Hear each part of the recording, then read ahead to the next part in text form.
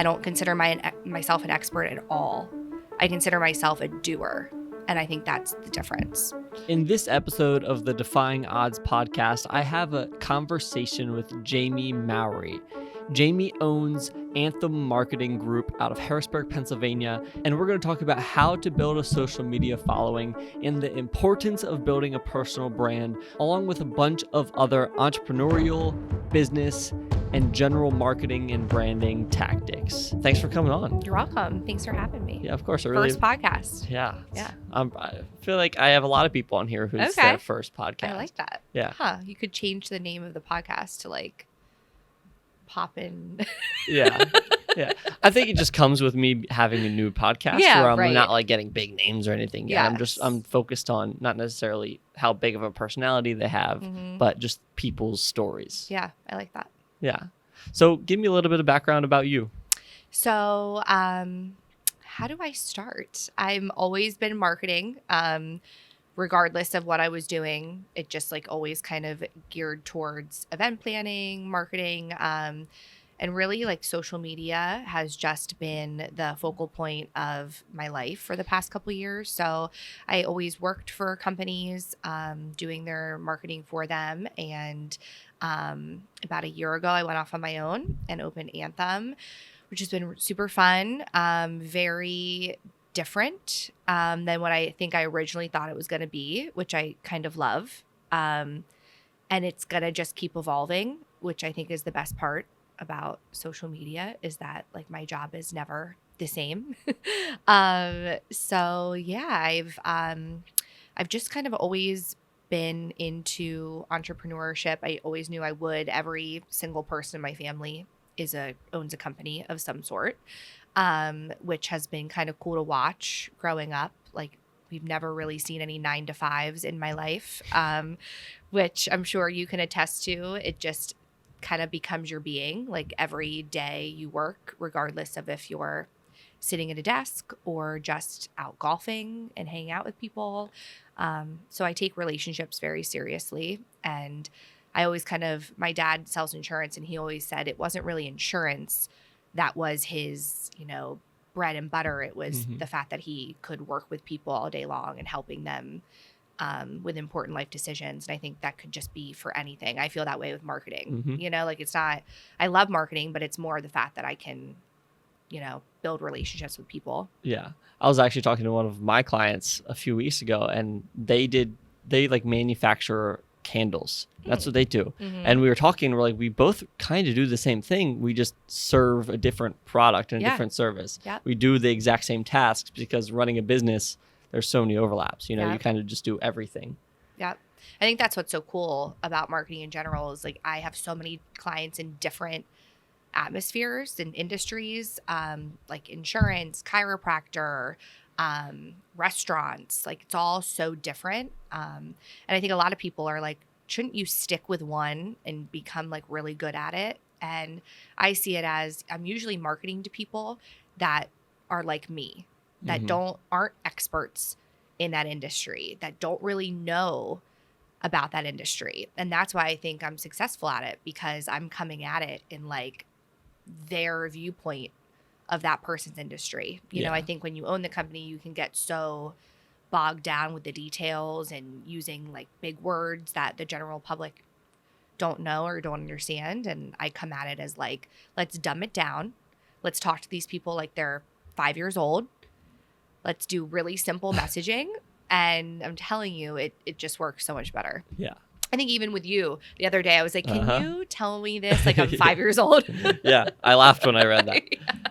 So what did you do at your last job, and what were you thinking when you were there? Like, were you already committed that you were going to do your own thing eventually? Were you committed that it was going to be marketing, or were you still kind of? I think I never knew what it was going to be. I always kind of have had this thing, and it sounds kind of egotistical, but I always kind of thought I could probably be good at whatever, right? Mm-hmm. Like if someone had came up to me and they were like, you'd be a really good real estate agent. And I'm like, yeah, I probably would. You know, people have said wild things like I should sell this, I should do that. I'm like, yeah, I could probably do it all and do it well. But it wasn't until college where I actually cared about marketing. You know, I did everything in life, like sang, dance, played sports, and I was always just kind of good at all of them. I was never the best. I was never great. I was always just kind of good. And I felt like that almost deterred me a little bit. Like I used to say, I just want to find that like one thing that I'm really great at. Like I was kind of sick at just being like average at everything. And it wasn't until college I started taking marketing classes. And I was like, wait a minute, I feel differently about this.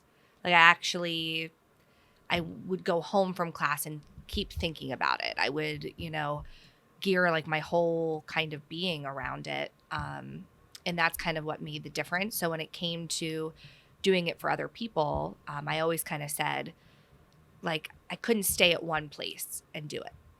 And I was very upfront with my previous employer about that too. I was like, I love doing what I do for you. I want to do it for like 20 other people. And eventually I want to do it for like Disney. I was very honest about like, I appreciate this opportunity. It's been awesome. But like, I want to keep this going. Yeah. Which I think they appreciated that I was. Because when it came time to kind of making that decision, it was kind of like, it was nice. I had healthcare and I had a salary, and I'm sure we all can kind of attest to that. Like I just finally had to say, like, I gotta just jump. Yeah. I follow Tony Robbins a lot, and I'm pretty sure I bring up something that I've learned from him in every single podcast. Yeah. But he says the difference between people who are successful and people who are not is not how intelligent they are, not if they were born with a silver spoon, not the opportunities that they have, but it all comes down to if they're hungry.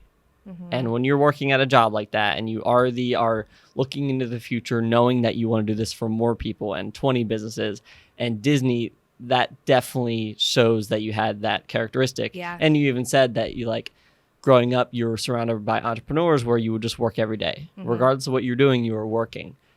That just makes me believe that, makes it obvious that you have. It's in there. Yeah, you have See, that I always hunger called gene. it an itch. Like I've heard hungry. I always called it an itch because it was almost like as soon as that itch happened, I couldn't get rid of it. Yeah. Like it was there. And then like every day, as soon as I had that one thought, like there was no way for me to get rid of it. Yeah. Like I just had to keep working towards. I didn't know really what I was going towards at the time, but I just knew like I had that itch that I had to like keep going. Yeah. To get to somewhere. Yeah. And it ended up being here. Yeah, I'm a very similar way where even every single day I have to do, even if it's an off day, I'm like, I want to do at least 2 hours work. Yeah. Like I feel like I need that sense of growth or progress every single day, or else I don't know. And sometimes it's that simple stuff that I need. Like I just need to sit and respond to emails for a couple hours. But to me, that's big because that gives me that like creativity, that brain dump kind of to like get all that little stuff out of the way so that I can focus on that bigger stuff. Yeah. So one thing that I thought was interesting about this kind of path is that I think so many people come up with what they're going to do before they do it.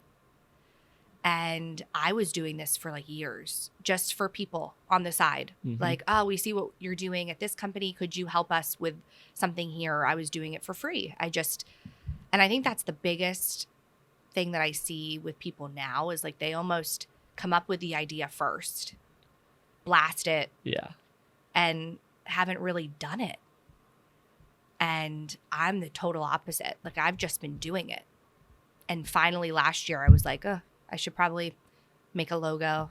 I should probably create a website. It's probably time. But that came after like years of me doing the thing first. Yeah. Yeah. That's funny.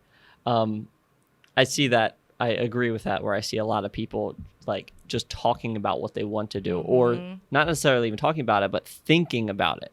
And they'll just spend years and years and years thinking of what they want to do without actually ever trying anything or actually starting. Well, and that's marketing. So I always say the difference between me and someone that's just getting started with social, I hit the publish button. That's it. We all have amazing thoughts to share with people. We all have great content. We all take hundreds of pictures every week. The difference is that I post it. And so much of what I've realized just from hanging out and talking to people with marketing is they're just so afraid to press the button. And that's the only difference. I was talking to some guy last week at an Eagles game, and he's like, I know I need to. I know I need to publish on social media. He's like, I know I need to post. I don't know what to post. I don't know how to post it. And I said, just post a picture of your dog. Like, it's that simple. I know it doesn't seem like it is, but that's the only difference, is that I just hit one button. And that's what people don't understand. Like, all they have to do is start posting now. Just one thing.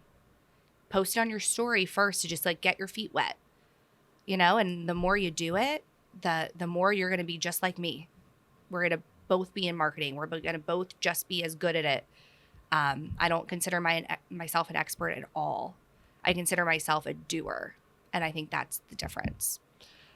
Yeah, I believe that in today's age, where back in the day, it was very challenging and complicated to actually become a celebrity or a lot of money. Exactly, Yeah.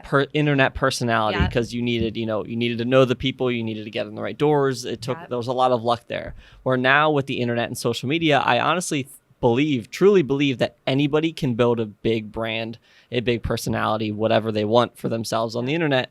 But it does take that. It just takes consistent posting, regardless of what it is. Just most people always overthink it. And it's even something that I've been doing for the past few years, where just 2 months ago, I was like, okay, I'm going to throw all this out the door. I'm just going to start posting things. I'm not even going to think about what it is. I'm not going to think about what time I'm posting it or what song I'm using or what caption I'm using. I just need to post. Yep. I think that is the biggest, like, I need to take out billboards that just say, just post it. Because it's probably in your drafts, or it's in your head, or you've sat there plenty of times on your phone on like a Sunday night, like, oh, should I post this? Is it dumb? Is it stupid? What should my caption be? Like, just post it. Like, it is, I think in today's world, it's fear driven, right? People take everything you say out of context. People manipulate and, look so far into things that people are afraid. They're like, oh God, what if someone takes this the wrong way? Or, what if it's stupid? What if it only gets one like? What if no one views it? Your brain doesn't like fear. It rejects it. It does everything in its power to stop things from happening that could harm you. We don't know what's coming when it comes to social. It is scary. Like, I think at the end of the day, when I talk to people and they're like, I don't know what to post, I'm like, I get it. Like, it can be scary. You don't know what is cool. You don't know what's trending. You don't know if people are going to think it's dumb. And I think the more you look at it as like, it's just a post. It's just social. What's happening today, in 5 minutes, it's going to already be done. Yeah. There's already going to be a new trend. There's already going to be new news. And I think that's the coolest part of it, is like, back in the day, it's like whatever you posted or whatever your marketing was, like, it was set. People saw it for a long time. And now it's gone within 5 minutes. Yeah. Like, just post it and see what happens. And if it flops, cool. Maybe tomorrow it won't. Maybe tomorrow it still will. But maybe next week you get this amazing idea, you post it, and that's all that it took. Yeah. Along with fear, I think, in addition to that, I think people are just very afraid of what other people are going to think of them. Yeah. And that's something that, I see other people talk about. And it was part of the reason why I didn't personally want to post this, because I'm like, I want to make sure I look good on the internet. But getting over that and just posting regardless and not caring about the negative comments is where, the freedom comes on social media. And then talking about it flopping, I honestly think that you could post 2 times a day for a year and every single post might not work. And then eventually, statistically, if you post that many times, it's going to work. Yep. Well, and I think too, I've felt like a fraud, and maybe you have too. You're a videographer. You've been doing videos for everybody else.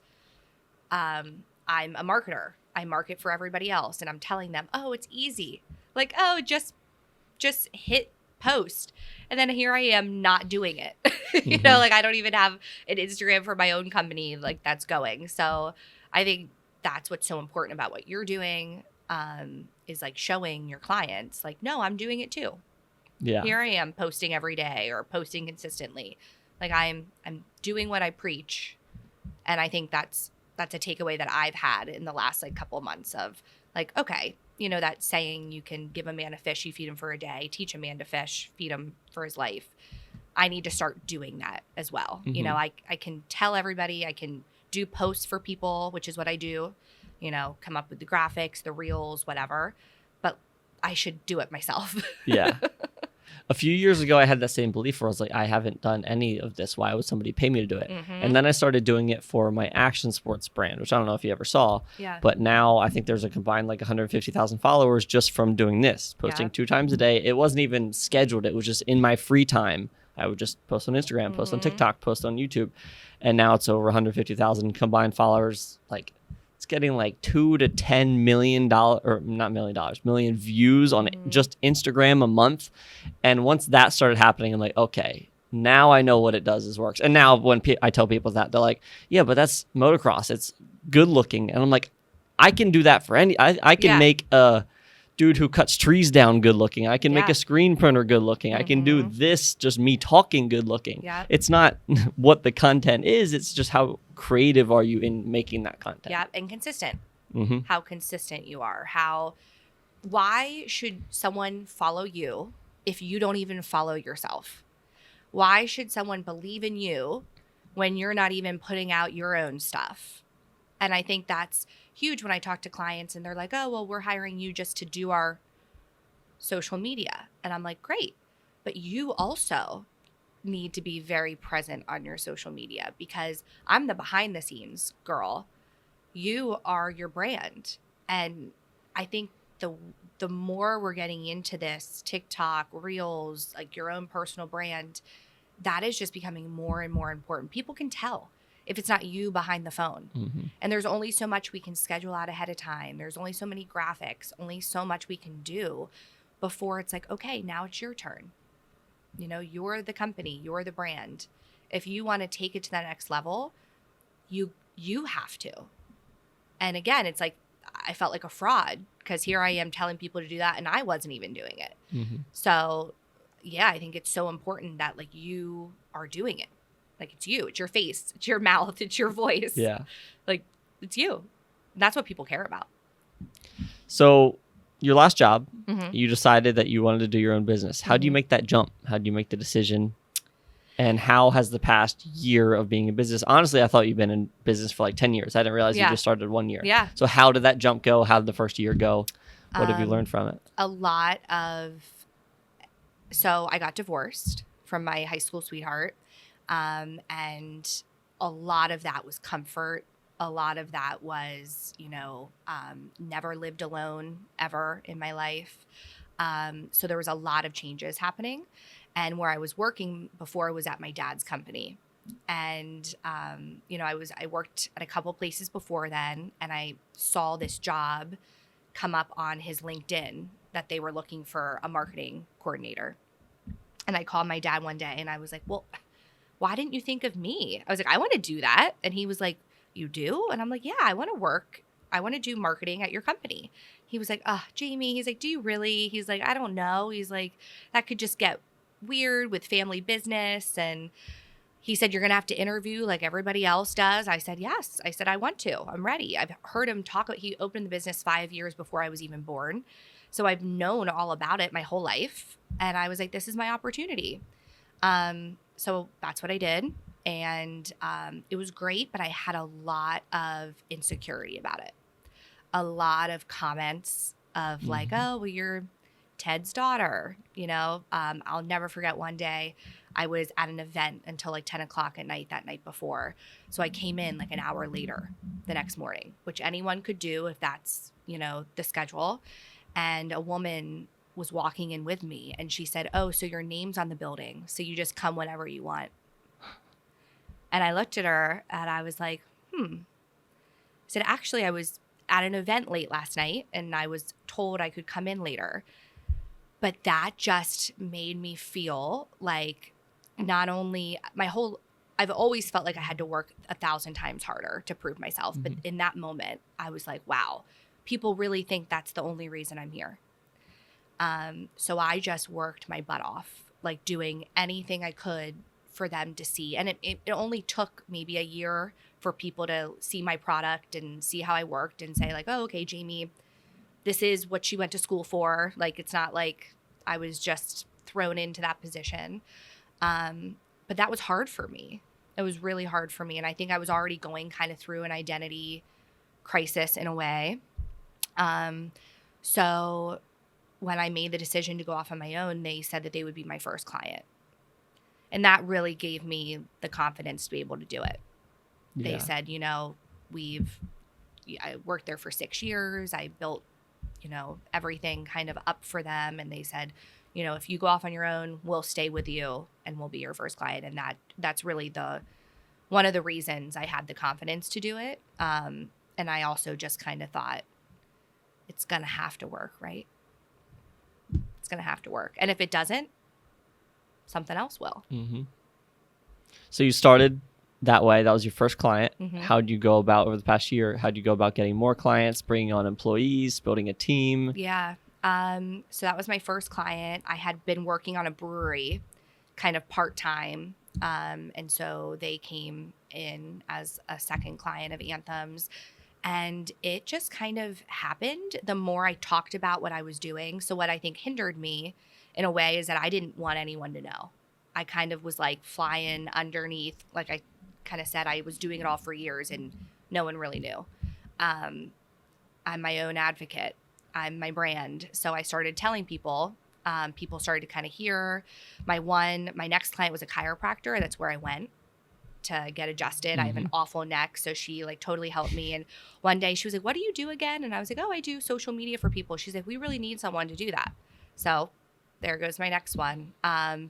One of them was someone that she actually owns Duck Donuts. She's an investor at Urban Churn, an ice cream place. She had met me through like another client and suggested me. So it's all been word of mouth, which I think in this where we live in this small world, like that's why I said relationships are just everything, because that's all it is. It's really just meeting people. And where I think it's so beneficial is everyone needs help with social media. Everybody, like regardless of their budget, like they need people posting, they need ideas, they need help. So I kind of threw myself in. I thought I was going to just do websites. I was like super content in just building websites, kind of tossing them off to people. But everyone needed social. So I was like, well, I'm going to go where the help is, where I'm going to go where they need me. And that's kind of how the social media part took off. How do you go about building a team?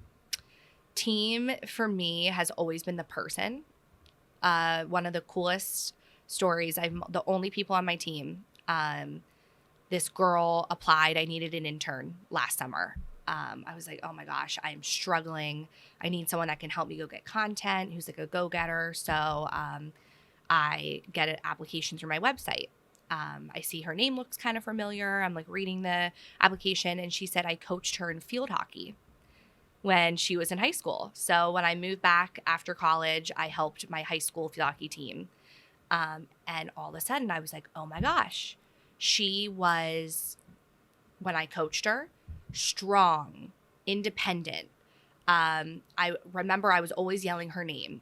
And when I played field hockey, I remember the coach was always yelling my name. And I remember thinking, God, my coach hates me. She's always yelling, Jamie, Jamie, Jamie. She hates me. I started coaching. The girls that I was yelling at were the girls that I knew could do better, were the girls that I believed in. Like the girls that were just kind of, I didn't even really know their name. I mean, I did, but I didn't. This girl, like I was always, because I knew she had an inner. So she applied. I called her and I was like, oh my gosh. I said, I did coach you in field hockey. She said, you know what else? We used to sing the national anthem together. So before games, we'd always sing the national anthem. I sing. So I'd sing it. Her and I sang it together the one game. My business is Anthem. So I was like, oh my gosh. And I knew she was going to school for like marketing and neuroscience. I didn't really know all like how it would work, but I was like, you're it. I mean, she's still on my team to this day. She's graduates in May, but she does all this remote work for me. And it's like, as soon as you start doing the right things, the right people come. And that's what I never really understood about life. Like, I just kind of woke up and did things for other people. I'm such a people pleaser. I would just do what I thought I needed to do. As soon as I started kind of taking my life for me and making my decisions based on what I needed, what I wanted, what I thought was going to be the best decision for me, the amount of people that have kind of just showed up. I know that you have like a cool story about your first hire. So that's Abigail. I haven't even told you about Olivia. So Abigail, intern, she's more of like a content creator now. Like, I don't consider her an intern anymore. My first job out of college was at the Central Penn Business Journal in Harrisburg, helping plan their best places to work events, 50 fastest growing companies events. It was an awesome first job. I learned so much about all the companies in the area. And one day, this girl walked in looking for an internship. She was home from college. She was going to school for event planning. And my boss at the time was awful. Like, the scariest person I've ever, to this day, met. And she was my boss for 3 years. First day of the job, she just left at 5:00. And I'm like sitting in my cube. And I'm like, oh, there's no way she just left. I'm like, oh, she probably went to the bathroom or something. So I'm like sitting there waiting. I didn't even know what time I was technically allowed to leave yet. Like, it was my first day. So I like peer into her office and I'm like, her purse is gone. I'm like, this is so strange. She just left. Like, didn't say great first day. Thanks so much. See you tomorrow. Like, literally nothing. So this girl walks in and this boss is like, we don't need an intern. Like, we're good. And I'm like, I'll take her. I was like, I'd be happy to, have you mentor for the summer. My boss is like, fine, that's what you want. Her name's Olivia. She goes to this first meeting with me with nothing. She has no paper, no pen. I look at her, I'm like, girlfriend, you need to write everything down. Everything. I'm like, even stuff that you don't think is important, write it all down all the time. And she's like, okay. So I just kind of took her under my wing. We stayed really good friends like for the past 10 years. And we always said, whatever company I start, because everyone knew I was going to do something, didn't know what, she was like, I want to be your first hire.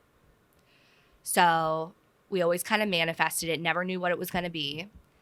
This year she had a baby and decided she didn't want to go back to full-time corporate life. So she calls me one day and she's like, so is now the time that we do what we've been talking about for years? And I was like, it sure is. I'm like, I have no idea what your title is going to be. I don't know what you're going to do for me. I was like, but what I've learned in life is that relationships and people are everything. And you are 100% the person I want on my team. And we found the perfect job for her at Anthem, the perfect hours so that she can still be a full-time mom and do what she needs to do. And that's how I want to continue to grow my company. Just good people. When bringing on new clients, do you kind of approach that the same way? I didn't at first. At first I'm like, oh my God, I'm single for the first time in my life. I just bought my house. I will take anything. Yeah. Anything. And I lost my first client last month. Lost my first client. Rocked me. Like, I pride myself on being a part of their team. When I do marketing for someone, I'm basically an employee. I'm in with the culture. I need to know what's going on every day. It shook me to my core. I was like, oh my God. And for the first time, I was like, maybe I shouldn't be doing this. Maybe I'm not good. Maybe imposter syndrome, right? And, everyone always says, when one door closes, another opens. And I just don't like that saying. It's almost like guaranteeing, like, oh, something else will just pop up. And it's like, well, maybe you don't want the same type of things to pop up. Like, maybe that door closed because you weren't really supposed to be doing that anyways. So my business coach, we had our FaceTime like the day after I lost my first client, and I'm like ready to, tell her everything. And she says, I hate that saying when one door closes, another opens. And I was like, oh my God, I do too. I'm like, I don't relate to it. And she says, what I see is you're in a hallway and there's a bunch of doors and they're all open. And you look in one and it's shiny and fun and it's a fun client, and you start doing stuff for them, and then you bop into another door and that one's another fun client, and you're doing all this stuff, and everything's great. Life is awesome. And all of a sudden, some of those small doors start to close. And you're kind of like, oh my God, what's going on? Why are these doors closing? But you have no choice but to just walk straight ahead. And what you missed because you were in all of these other little doors is the biggest door of all. It's shiny and gold and beautiful. That is where you were supposed to be the whole time. But you were distracted. You were in all these other little doors doing marketing for all these other people who probably didn't really appreciate or value or pay you as much as you should have been paid. And straight ahead of you that whole time was your purpose, was the biggest client you'll ever get, or the biggest part of your company that you never would have seen if you were distracted in all of these little things.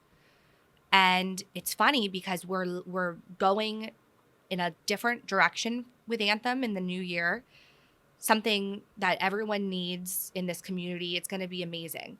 And we've been talking about it for a year, but I've been so distracted in all of these other small little doors. And as soon as some of those started to close, like right after I lost that one client, I lost another. And it was like exactly what she was saying. Like, this just makes me walk straight ahead to the higher purpose, to the main anthem of what I've been trying to get to. So to your point about like with clients, do I pick? Yeah, now I do. Now I do. I think that perspective actually relates to things outside of just business. I hear one person I follow online, he talks about it just kind of in life. Like, there's always so many different opportunities in life that you can just take on. There's little things on the side that you can do. It relates a lot to business because me personally, there's a lot of work outside of commercial that I could do. I have people or even right now who want me to help with small little family projects, and I can't because that just takes away from what I ultimately want. And I think it's tied into some of the biggest companies and biggest success stories that we see on the internet, I don't know, McDonald's and these massive companies where when they're building, they always have to overcome a tremendous amount of no's and a tremendous amount of people telling them no. Now, they might not all be no's, but they're not it's not exactly what they want. And if they would be taking on the other offers that they might have on the table, they would just be settling for less than they're envisioning. And the most successful people always say no until it's that one thing, the one yes that actually will build, the empire that they. And I think with our culture, I wore it as a badge. Yes, I'm a yes person. I'm a people pleaser. Call me 24/7. I'm available. That's awful. And I'm not serving the client because I'm not going to be my best self if I'm so burnt out and saying yes to stuff that I shouldn't be. I'm not serving myself. And I think being a people pleaser and kind of always being that way, I felt rude. And I don't know if that's a female thing. I felt like a bitch by saying no. And I hated it. I'd be would love to, and let me think about it. And maybe I could try to move my schedule around. And I look back at those days and I'm like, what was I doing? It's so powerful. And, a lot of that does come with if you have some money in your bank account, maybe it's a little easier to say no. But I've also been there. I get why I said yes to a lot of things. And, I've had to say to people that have become friends, listen, I've loved working on your account. I put so many hours a week into it for a really small amount of money. Mm-hmm. I chose that. I wanted to help your company. I needed you as a client. Now I can't charge that anymore. And I hope this doesn't affect us as friends. I still would love to do work for you. Maybe I can only do like 3 hours a week instead of the 7 or whatever it is. But my hope is that people understand that that's just what you have to do in life. You have to close some of those doors for yourself. How do you decide between the balance? Because obviously, if you do lower paying jobs, we just talked about this the other day. We did. If you do lower paying jobs, a lot of the times, larger opportunities and larger clients come from doing that, where you're not necessarily valued or being paid what you're worth for that client, for that job, but more work might come from it. How do you balance between that? Hiring an intern to take on some of those clients that have lower budgets. It's a great opportunity for the intern to get experience. It's a great way for the client to still get content at that price. The issue with interns is you have to train them. Mm-hmm. You have to like spend a lot of time on them. And that's where I've struggled is like my time is already so limited. If I had someone that could help me train interns, like a lot of places, it's a whole internship program. It's a whole thing. So that's where I've learned. I've had some good ones. I've had some not so good ones. I just never want it to affect the client. They're still paying Anthem and they are expecting Anthem work. Mm-hmm. And when you hire an intern, it can, kind of be hit or miss. So I think that's a good opportunity to still keep some of those small ones, or just you have to tell them, I could maybe do one post and one reel a week. Or if you still want something, that's what I could give you. It's not going to be as consistent, but that's why I would love, and where I'm taking Anthem is to empower people to be able to do it themselves. So you have a smaller budget, that's okay. Instead of Anthem doing the post for you, we are going to teach you how to do the post for yourself. We're going to be your cheerleader. We're going to be your mentor. We're going to be your educator. And I think that helps some of these small ones. And then, we're not looked at as like, oh, we don't care about you anymore. Mm-hmm. It's like, we do care about you and you can do it. You have a small budget, but that's okay. Let us show you how easy it truly is so you can do it for yourself. Yeah. So I think it literally just comes down to one, declaring what you're worth and your value, mm-hmm. and then two, making sure that you're still giving them the value to maintain the relationship. Not necessarily at the same cost or same package, whatever, but making sure you're maintaining the relationship while also showing them that you're raising your prices or whatever you're doing. Yeah, I just had a friend the other day who we met and she really couldn't afford at that time my services. She texted me, she said, do you have 5 minutes? I cannot figure out how to do this boosted post on Instagram. And I was like, of course. So we talked for like 10 minutes. I walked her through it. I said, you just need to do this, go onto this meta suite, go here. And she's like, thank you so much. And I'm like, you're welcome.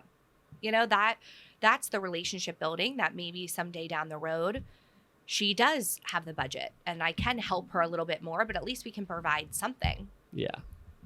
In my past of, working with clients and trying to figure out what the price and all that stuff, I have lost a few significant clients where like it was, still probably more than I pay myself now, where like I had a massive clients that just left. Like one of them, it was just a phone call in the morning and he's like, hey, we're done. And I'm like, what? Like, what about like, no, it was just like, no, didn't see it coming. Yeah. Same thing happened again last year with a client who I shot a lot for. I actually made a podcast about this and just didn't hear anything back. Still haven't even gotten paid. And I'm like, that's weird. And yeah, it sucks. And it made things tighter over the past year than it should have been, than I was comfortable with. But I just looked at the good side of things. I'm like, I wouldn't have wanted to grow. I wouldn't have been hungry to grow if those bad things, didn't happen. And if you knew you did good work for them, it's like, well, I did what I needed to do. Mm-hmm. And it probably has, my dad always said with sales, 99% of the time, it has nothing to do with you. Yeah. He's always said, do not burn bridges. They will be back. If you treat them respectfully, let them go. They might be dealing with a divorce at home, or, their business is shutting down, and you just have no idea. And it's something that they don't need to tell you. Mm-hmm. But I think so many people get so hurt by it. And maybe hurt's not the word, but they start to think like, well, I did all this great work. I did great. You should hold on to that. You should. Guess what? Now you have all that great work to show for the next person. And that's exactly when I lost this client. My coach said, go get another brewery. She said, you can now go show what you did for this one and all of that work. She's like, that work is yours. You own that. That's your ability. That's all your skills, all your time. She's like, that's priceless. If you never had that client, you never would have been able to show the world that you could do that. Mm-hmm. And she's like, blast it on your website. Show people all of this awesome stuff you did. And that's where I think that turning that into a positive thing happened. It's like, cool, okay, I get it. Life happens, we're moving on. Guess what? They'll probably be back. Yeah. And to wrap this up before I go to the next question, with those clients and in the ATV motocross things where we have, there's a very small market there because there's probably only 300 racers at each event, and there's 2-3 video guys. So there, and in the commercial side of things, a lot of people, I feel like, look at other companies that are doing the same thing, like other marketing companies or other video companies, as direct competition. And I've had clients that left me and went to the competition. I've had clients that left the competition, came to me. And during that process of, those transactions, those switches, I have never been like angry or mad at the competition, at the clients. I'm like, if you go to him, that's because he made a better video for you and you had a better experience. Not because you don't like me.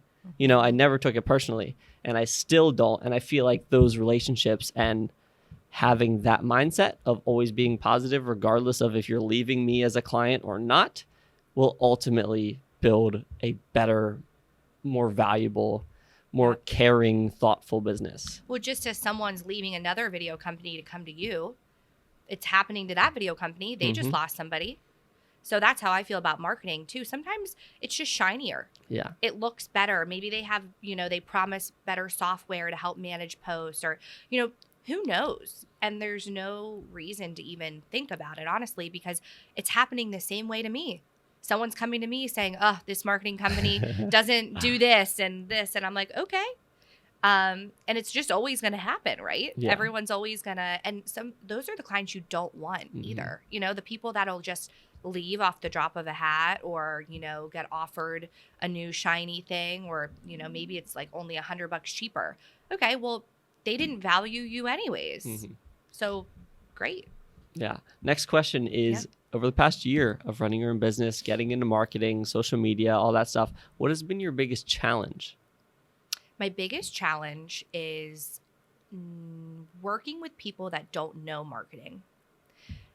That's why it was so important for me to finally have a team. I would drive myself nuts every day going like, I know why I should post this. I know it's trending. I know it's popular. Why doesn't the client know? Or why doesn't the client trust me to do this? I found myself fighting a lot of back and forth of like, well, we should use trending audio because that's how your videos get found. And actually, hashtags aren't really that popular on this type of platform. So we really don't need to do that. I just explained myself so much. I felt like I wasted a lot of time. And then I'd have to look back and be like, wait, they're paying me to do this for them. I somehow need to communicate, hey, if you are paying me to do your marketing, then I need to do it. And in order for me to do it, I can't be micromanaged. I understand little like innuendos of an industry, like you can't say this, you have to say that. Totally get it. But if you're paying me, then I expect that you trust me, you understand my value, and I need that freedom. I mean, there is nothing worse. And I actually recently said this to a client. I said, there is nothing worse to a creative person, and I'm sure you can attest to this, than being told exactly what to do. I used to make that mistake. I would go to one of my graphic designers and say, hey, we need a logo. It needs to look like this. I want these colors. I want this font. She'd bring it back to me and I'd be like, oh, I hate it. And she'd go, well, it's exactly what you told me to do. And she, as the graphic designer, would say, if it was me, I would do X, Y, and Z. And I'd be like, you know what? Erase everything I said. You do it. You are the graphic designer. You are the expert in this.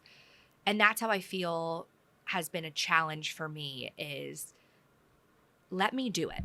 The worst thing you can do for me is micromanage every little step.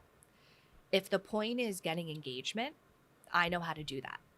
It might look different than what you're used to because that's why you hired me, because you weren't getting engagement. Mm-hmm. You weren't doing this kind of stuff. So yeah, it's going to look different. It's going to be a little bit like maybe a little more modern or a little bit more flashy than you're used to. We might have to be silly. You might have to dance. You might there might be different things, but that's the point, right? So I've decided I'm done explaining myself. If the numbers don't lie. So if the engagement's not there and what I'm doing isn't working, then I totally understand. Let's go a different route. Let's figure something out. But if it's working, then let's ride. Let's do it. And I think the biggest thing too is some of these clients, they're not even on social. Mm-hmm. And I'm sure you can attest to that too. It's kind of like, well, I don't really like that. It's like, well, have you seen what everyone else is doing it? That's why we're doing it. It's not like it's just a random thing. Yeah. And I think as people keep diving into the social world, more and more people are getting on Instagram that are maybe like in an older age. LinkedIn is huge for a lot of my clients. The more they're seeing stuff and other people do it, then the more they're like, oh, now we get why Jamie's been doing that. So when I talk to our clients and basically go through the same thing where I'm like, what are you doing now? How can we make it better? What video should we do? And just going through that process. Obviously some of them just don't see the same things that we do. And I thought when you said you build a team around you that agreed with what you're doing, that's one thing that I don't think I have yet. I have Noah. He's the only person who I work with full time, but he's not.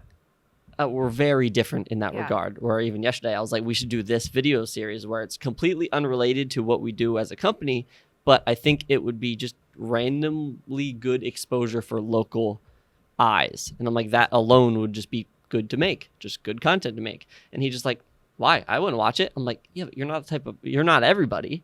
And I'm like, and it might not work. Yeah. I'm like, but the only way That's what I'm here for. Exactly. Send me stuff. Yeah. I will hype you up. Yeah, Seriously. exactly. So when we talked the other day, I was like, I felt so refreshed and energized after that conversation. It was like 2 hours of just nonstop talking about different social media stuff. Mm-hmm. So one thing that I want to say is I definitely don't think I have that. Mm-hmm. And now we met. Yeah. So I sent you a video the other day. I was like, this is cool. Yeah.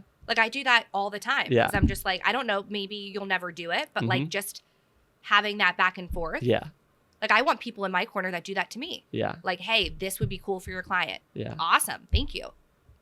So back to me working with clients and trying to explain to them the opportunities mm-hmm. and where they should put their attention, where we should put the videos and focus. Where do you see the biggest opportunities? In personal branding. I see the biggest opportunities in providing some type of entertainment that has really nothing to do with what you do. And I think we kind of talked about that. My one client's a chiropractor, and every Wednesday we do some fun reels, just fun. Sometimes they dance. Sometimes we just do the fun words, and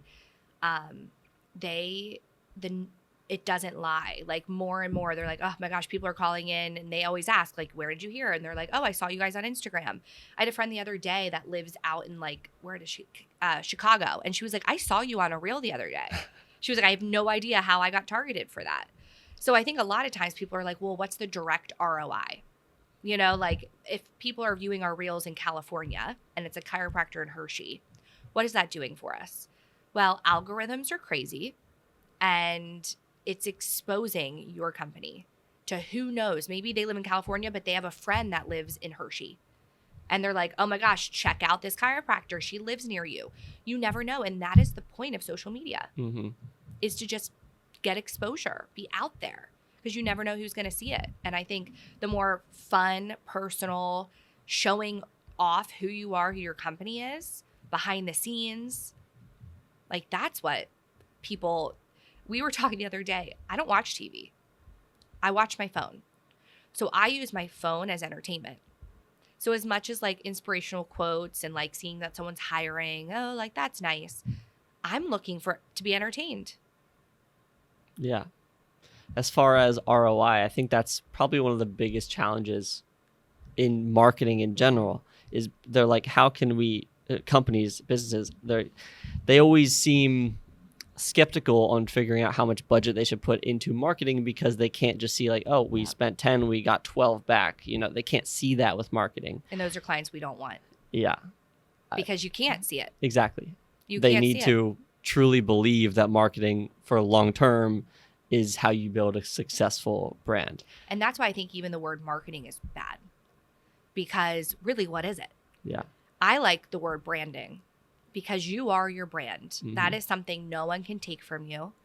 That is who you are. Anyone can have an insurance agency. Anyone can sell, tissues or whatever it is. But no one is you and your brand. So I've been gearing it more towards branding because branding is everything. It's social, but it's also your website. It's also the printed collateral that you still use. It's you too. And I think there's no price you can put on a brand. And that's what I think makes it easier when I'm talking to people. Like, are you interested in marketing or are you interested in building your brand? Because if you're interested in building your brand, then you understand that there is no time, price, tangible thing that can really do that. It could change. Yeah. We've talked about you can make a reel that takes 5 seconds and it goes viral. Or you could spend hours and edit and do all of this wild stuff and it's meh. Yeah. 2 things to follow up. 1, Gary Vee says that sales is just bad marketing. He says if you have to go out and like cold call or cold outreach or do sales calls, then you're not doing a good job marketing. And 2, I've also heard, and it's just fact, is when you look at prices of pretty much anything, say your iPhone, for example, the iPhones are more expensive than any other phone. Why is that? It's not because they have different features. Most people would argue that iPhones are behind like Androids and stuff like that. You're buying into the brand. Same thing with Rolex. Same thing with Nike, Louis Vuitton, Ferrari, Chick-fil-A. It's just chicken. Yeah. Really, like they've done all those blind taste tests. And people choose Popeyes or they choose all these other. It's the brand. It's the experience. People, you go to McDonald's and they like throw the bag at you, right? They're like, thanks, whatever. And you're like, no, thanks. You like eat your McDonald's in your car like a savage. You're just like, you hide it. When you throw it away, you like put it underneath your trash. You're like, you don't want anyone to see it. Chick-fil-A, people are going there for Valentine's Day. They're taking their kids. Everyone's like, hi, thank you. My pleasure. Hi, Jamie. Thanks for coming. Like, they're nice. They're happy. I'd go there any day over McDonald's, even if I liked McDonald's more. Yeah. Like, it's the brand. And you pay more and you tell people when you go to Chick-fil-A because you love the experience. Yep. Just brand is king. Brand is king. And I think my job is trying to get people to show what they have. Put it out there because that's you and that's your brand. Put it on social, put it on LinkedIn. Show people what you have. Because if you have something good, they'll want to see it. And back to the client thing, I've also realized I don't want to save people. I've gone in before and they're like, oh, we're like not doing well. We really need marketing. We really need marketing to help us get back. Why aren't you doing well? I want to work with people that are already doing well, that are like at their height, and we get to just show that off even more. Because if you have a good product, that speaks for itself. And marketing is the icing on the cake. I see a lot of times people are like, oh gosh, we need marketing because sales are down. We need marketing. Or opposite. They're like, we don't need marketing because sales are up. We're doing so well. That's the exact time you need marketing. Don't you want to show the world when you're amazing? you don't want to show the world when you guys are down in the dumps and then all of a sudden you're trying to, push it back up. Show it off when you're good. That's the exact time you need it. Yeah, I agree with that. I don't think I have any follow-up questions. Sweet. Yeah. Is there anything else you want to talk about? I don't think so. I could talk forever. Yeah. I think that was great. Scary. I think it was great to end on brand being the most important thing. I think so too. Yeah. Because I just think that's why it's hard for us to price stuff. Because everything, it's like, you like blew my mind the other day. Actually, I called my dad and I was like, he was talking about like, you have to base it off of the client. Like if the client's doing really well and they're making a whole bunch of money off of this, like, then you should too. Mm-hmm. Yeah, that blew my mind. I don't know why I never looked at it that way. Yeah, I mean, I just heard it a few months ago from somebody who, Alex Hermosi, I'll show you his stuff later, but it's all free content he releases online, and it's insane. Yeah. Yeah, awesome. more of that. Cool. So thank you so much for coming on. Yeah. Where can people find you? Where can people reach out to you? That's a great question. That's why I'm doing these videos, right? Exactly. So Anthem Marketing Group, my website, mainly where you can find me. And I'm on Instagram, JamieLee049. I probably need to like switch that to be more of like a professional account. But yeah, I'm in the Harrisburg area, like I said, but I feel like that really encapsulates like a lot. Like I'm here in Lancaster, super easy drive, Mechanicsburg, that whole area. I don't know. I'm like not afraid of the East Shore. A lot of my clients, I can cross the river. Yeah. My car drives over the bridge. I love it. I love it. Like I have clients in Hershey, Hummelstown. So yeah, it's like the whole vibe. I'm here. Also just here to like help people if they have questions or they need to just chat, need to run ideas by me. I think I told you that's like the biggest blessing in my life is just people that are like constantly, I have photographers and my team, we just send each other stuff all day long. And you just never know when all of a sudden it's going to click and you're like, ooh, this is the time to do that. Yeah. So yeah, if anyone ever needs help in that, but I'm no expert. I'm learning with everybody too, which I think is nice. Like people are so afraid to fail. And I always say like, let's fail together because that means we're doing it. Awesome. Great place. Well, thank you so much. Yeah, of course. Thank you. Bam. Woo! Perfect. That was good. That was really good. Thank you so much for watching this entire podcast. Me and Jamie really hit it off. She's actually been a good power partner for me in business and just in marketing and talking on a consistent basis. And I really appreciate her and I appreciate you for watching this far. If you're on YouTube, make sure you hit the like button and subscribe if you want to see more videos just like this one. If you're listening to this as audio, please take a few seconds of your time and give us a 5-star review on Spotify, Apple, Google, wherever you're listening to this. I really appreciate you, and I'll see you soon.